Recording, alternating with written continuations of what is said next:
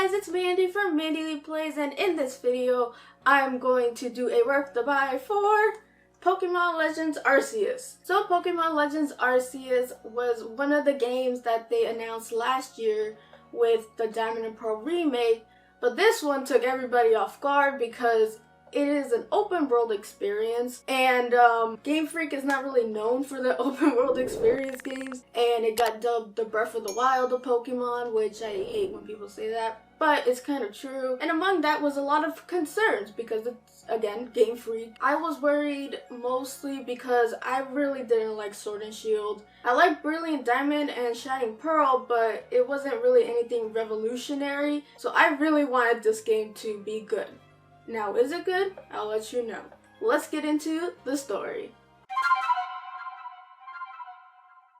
We begin in a black void, and then Arceus, god of all Pokemons, kind of blesses us, changes our phone, and spits us out in the past.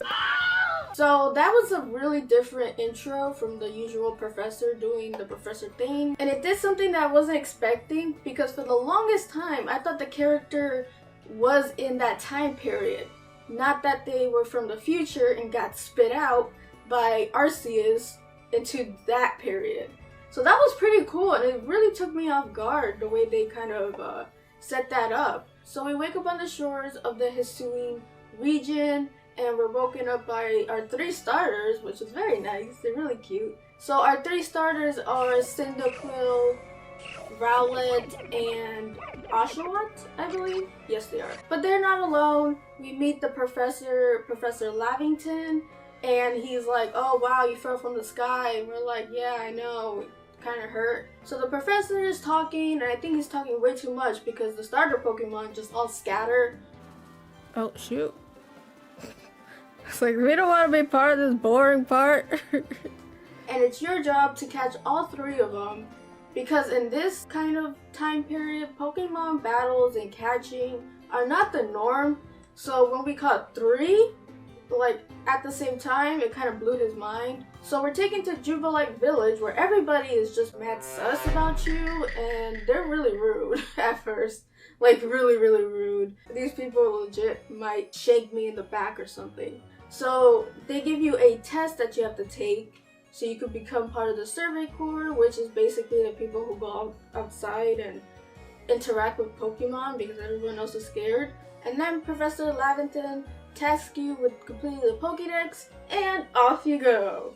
So that's basically the story. There's other stories among there, but that's spoiler territory. And basically you meet people from Diamond Clan and the Pearl Clan. Now, they have their own beef going on because homeboy over here is talking about time and homeboy over here is talking about space, and they can't seem to agree. I mean, both of them are very important to like the universe, so I don't know why they keep spatting at each other like one's better than the other. I mean, whatever, but I ship them. Now this, I think, has to be one of the best stories in Pokemon because they bring up a lot of kind of misconceptions or issues about Pokemon catching, the ethics of it.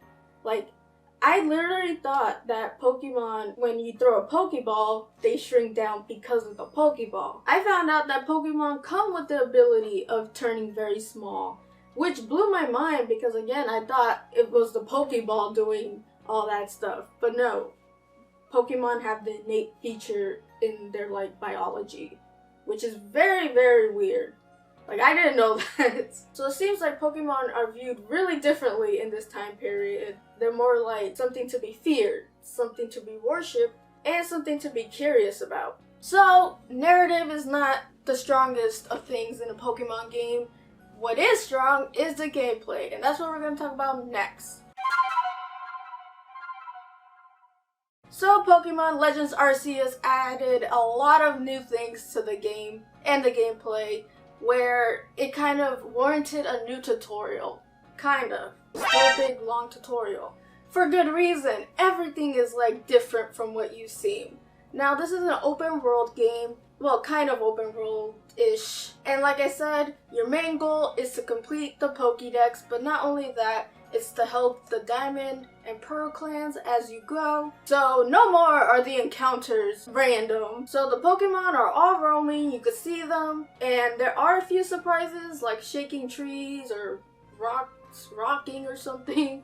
And now you're using tall grass to your advantage. Back then, Pokemon were in tall grass, now you have to be in tall grass to kind of get the sneak on them before catching them. Kind of a role reversal there. Now, catching Pokemon is really different from your normal mainline Pokemon games because each Pokemon has a temperament. Now, there is the skittish temperament, the aggressive temperament, and what I like to call the combo temperament. So basically, skittish Pokemon, if you see them, they will run away. Those you kind of need to be in a bush or kind of have to catch them by surprise. Now, the aggressive Pokemon, they want to throw hands before you could catch them. Now, the combo is more like you could throw a Pokeball, but if it doesn't succeed, it'll prevent you from throwing Pokeballs and they won't throw hands. So it's pretty much a combination of the skittish and the aggressive. Now, in order to complete this Pokédex, not only do you have to catch every Pokemon, you have to do certain tasks to reach a level where it's completed in the Pokédex.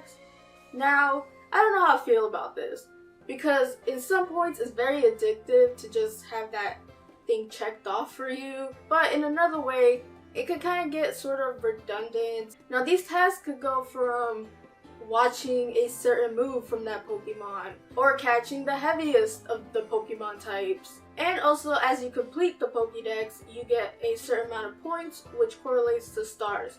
Now, stars, you kind of need to be on point with them because you can't go to a different area with less stars than required.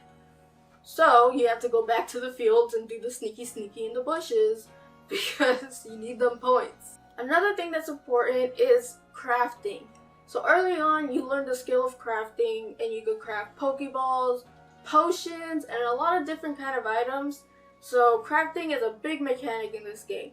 But you do need the materials. Now, in the open world, you can find the materials by hitting rocks, hitting trees, just hitting Pokemon, and then they'll drop some materials for you. You're going to want to craft a lot of Pokeballs because you're going to be throwing them like candy. And another big gameplay thing is Alpha Pokemon. Now, Alpha Pokemon are bigger, like legit they're bigger, but they're more powerful, they have unique abilities or attacks. Their stats are like really good, but they're really angry for nothing. Like, you just see them and they're just really pissed. They are big meanies, and if they're watching you, they watch you forever, so you better run fast. Now, the battling part is basically like any other Pokemon game, but your character can actually walk around in the battlefield, and so can your Pokemon, which is weird. Now, if you stand too close to your Pokemon, you even might get hit by one of their attacks because you're just too close, which is pretty funny. Hi guys, this is Editing Mandy. Just to let you know, I forgot something really important, and that is the strong moves and the agile moves. Now, I mostly use the strong because I like to hopefully, one hit KO them, especially when it's a super effective attack. But oddly enough, I found myself using agile moves too. Mostly because, like, if you're battling a Pokemon that's weaker and you want to catch it, a agile move will be perfect for that because it does less damage and it lets you have another free turn, which gives you more space to throw a Pokeball. Like, for example, my God of Roar knows Calm Mind, so I'll use Calm Mind and then go in for, like, Psychic or something. So I found that agile moves have their, place, and if you use it right, it's a very helpful thing in your Pokemon journey. And the last thing I want to note that there is boss battles. Now, I don't really consider them boss battles. It's basically you throw their favorite snack at their face long enough for them to calm down. And yeah, not the best method. I feel like they could have done more with that, especially doing a traditional battle kind of thing. Now, one thing I hate about this game is the graphics. They're really ugly, like really ugly. The frame rate does dip in and dip out a lot, which is annoying. The game has a lot of wins in it, but the graphics and performance is an L, in my opinion. So, in conclusion, I really thought this game was going to be trash fire, but it came out better than I expected, which was nice. So, is Pokemon Arceus worth the buy? Of course it is. Pokemon Standard Rise, I like what they did with it. It's very different. There's only one version of it. There's not like a Arceus and a Parkeus or something. It's just one unit, which is really good. And there's a lot going for it. And it's very addicting sometimes. Like, I will spend hours just in the bushes hunting for Pokemon. So even with its faults, I feel like it's a very good Pokemon game. And I highly suggest you pick it up. So that is it for my video. If you liked it, hit that like button. I would appreciate it. And if you like my content and would love to see more, hit that subscribe button as well. Ring-a-ding-ding that bell so you get notified and all that good stuff. Tell me in the comments down below, have you played Pokemon Arceus? What do you think about it? If not, are you planning on getting it? You can find me on Twitter at Mandyleeplays. Hope you guys have a beautiful rest of the day. And as always, play a good game. Peace, peace.